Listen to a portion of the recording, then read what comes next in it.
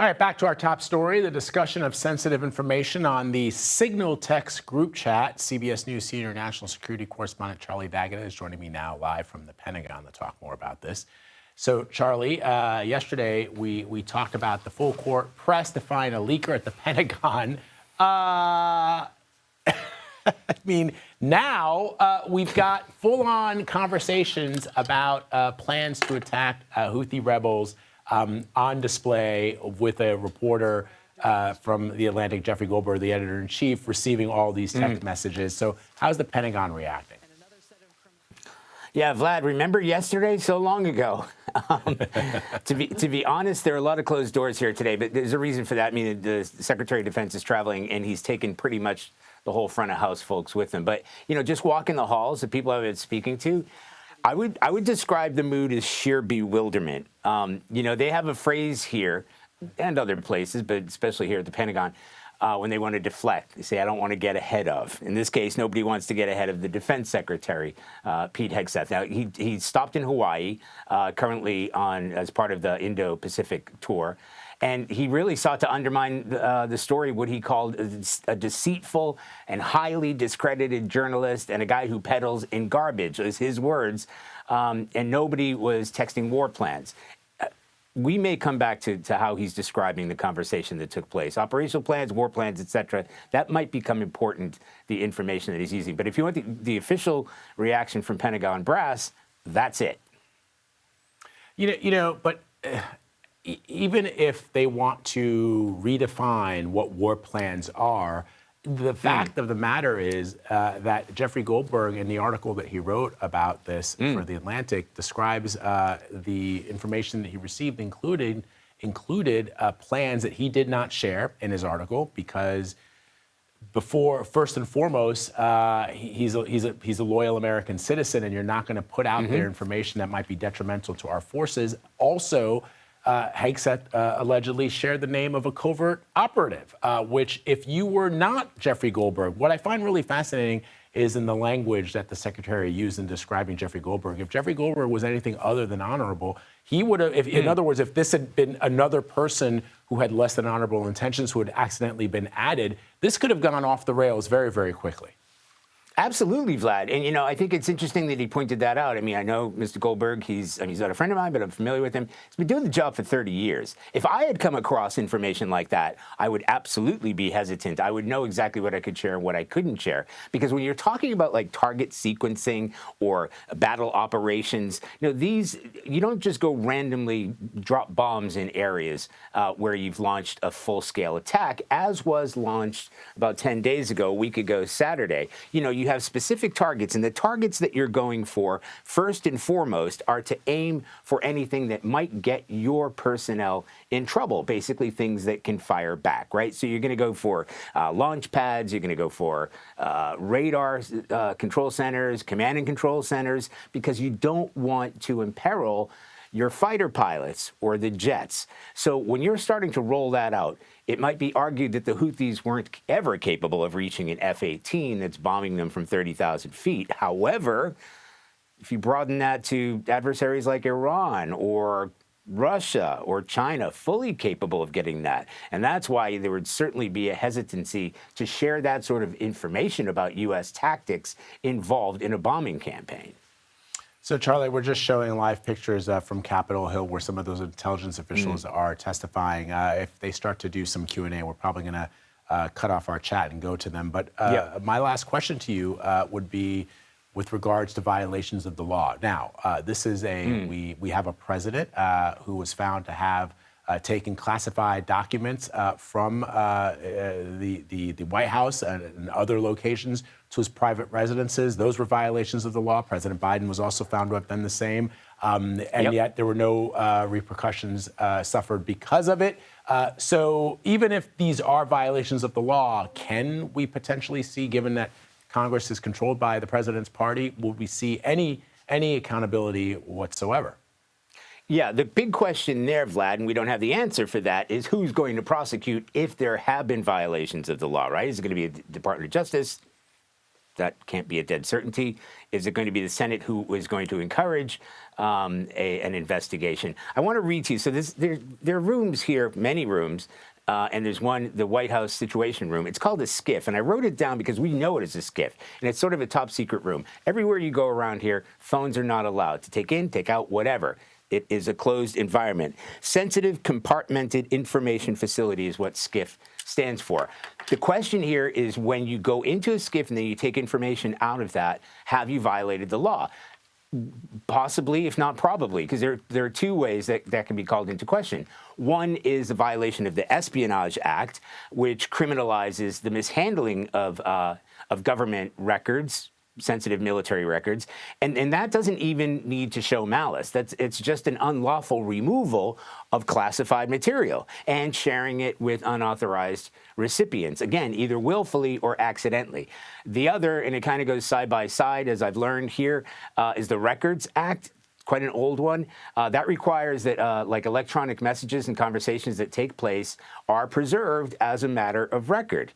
So by its very nature, if you use Signal, as I do, even with my sources here, those messages get erased and they don't go back into record. So as again, who launches that investigation and whether there's a will to launch that investigation is another matter. Yeah. And of course, Charlie, we know that Jeffrey Goldberg, after a few days, left that chat. I would like to know what it was like when all of a sudden you get the message, Jeffrey Goldberg has left the chat, and you get everybody looking and going, wait a second, who was that? All right, Charlie D'Agata for us at the Pentagon, my friend. Thank you very much. Thanks, let's Vlad. go next to CBS News Homeland Security correspondent Nicole Sganga, who's following the hearing that's happening right now on the Hill. So Nicole, have you heard that before the start of this hearing, that the story that broke yesterday afternoon was going to change the nature and the importance of this hearing?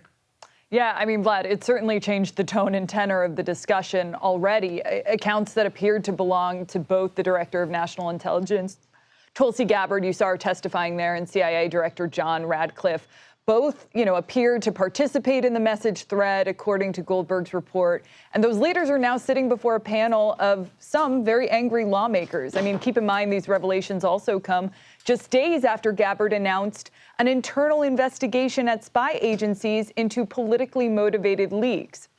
We've also, by the way, been tracking reports of phishing attacks via Signal on Ukraine's cyber defenses. Ukraine's computer emergency response team putting out a statement last week indicating they've been targeted by malicious malware by Russian-linked developers. So the threat here is very real, just to make that clear to our viewers. And it appears, again, so is this text chain. The National Security Council saying in a statement to CBS News that it appears to be authentic. We've already heard from Senator Mark Warner of Virginia, the top Democrat on this committee, saying the story shows the Trump administration's playing it fast and loose with the nation's most classified info, and that it makes Americans less safe. Just moments ago, I was taking notes on the hearing. He called this a pattern of cavalier attitudes towards classified information, not a rookie one-off, and argued that it impacts our relationship with our foreign allies. So, Nicole, what were they prepared to talk about? What was the purpose of this hearing? Yeah, I mean, look, foreign policy and its homeland security implications. I think it remains to be seen exactly how all of these administrations' policy impacts the homeland. But there are a lot of things going on. President Trump has been putting pressure on Iran to negotiate a new nuclear deal, warning there could be potential military action otherwise, looking to see if there could have been rippling effects there. Today's hearing also coming amid a series of arrests of college campus protest leaders who oppose U.S. foreign policy. And this, administration has cited national security concerns as the impetus. So we're looking to see if, U.S. intelligence backs that up. President Trump, who campaigned on ending the war in Ukraine, has taken a much friendlier tone towards Russia recently, temporarily pausing intelligence sharing and security assistance in Ukraine. So we're looking for that. And of course, on China, the president has declined to say if the U.S. would prevent them from taking Taiwan by force while he's president. So another, issue on our radar, especially as we've been reporting on China's pervasive cyber campaign targeting U.S. critical infrastructure. So still a lot of news on top of all of the chatter about Signal messages, and we expect to hear both out of this hearing today. Yeah, and so ultimately, I guess the assessment is that if you're a Democrat, you're going to ask about this fallout from this group chat in Signal. And if you're a Republican, you're just sort of going to sweep it under the rug. Is that what you're hearing? I think that's what we've been seeing so far, and certainly Republican lawmakers have tried to make the argument that, this Signal messaging conundrum has actually showed thoughtful discussion between some of the nation's most powerful leaders. Of course, Democrats have chosen instead to cite some very real security concerns about presumably sharing top secret information on a commercial messaging app. So we do expect to hear more of that, as well as, some other substantive discussion on some of the, leading foreign policy challenges this nation is facing, and also what the U.S. intelligence is that backs up some of the policy decisions we've seen out of this administration. Speaking about foreign policy, Nicole, in that group chat, there was some really incendiary language used about our European allies, language that suggested that they were pathetic, that they were Vice President Vance allegedly saying that he was tired of bailing them out. I'm paraphrasing here. Have we had any reaction from the Europeans? Yeah, pathetic, freeloading. It remains to be seen what our European allies will respond, if they'll respond directly to this sort of messaging conversation. We have had reaction, though, from the vice president's office. It was interesting to see the Vice President J.D. Vance, presumably in the group chat, arguing that, perhaps the president is not aware that this targeted attack on the Houthis would actually stray from his foreign policy outlook on Europe. This idea that, if we help our allies out through these targeted attacks, that perhaps it's just, the Europeans freeloading off of U.S. military power all over again. So it was interesting to kind of see what seemed to be the most evidence we've had of a slight deviation in ideas between the vice president and the president. And then ultimately, it was an individual in the Signal chat named SM, presumed to be Stephen Miller, who sort of brought the conversation back and argued, look, the president has given the green light for this targeted attack, and we're going to, follow what the president has said here. So kind of an interesting deviation here. And certainly the vice president's office has come out with a statement suggesting that they were having a sort of thoughtful exchange of ideas, and that the vice president stands by this administration's foreign policy as it comes to Europe and our allies. But a very interesting note, and certainly one that no doubt our European allies are watching, in the run up to this.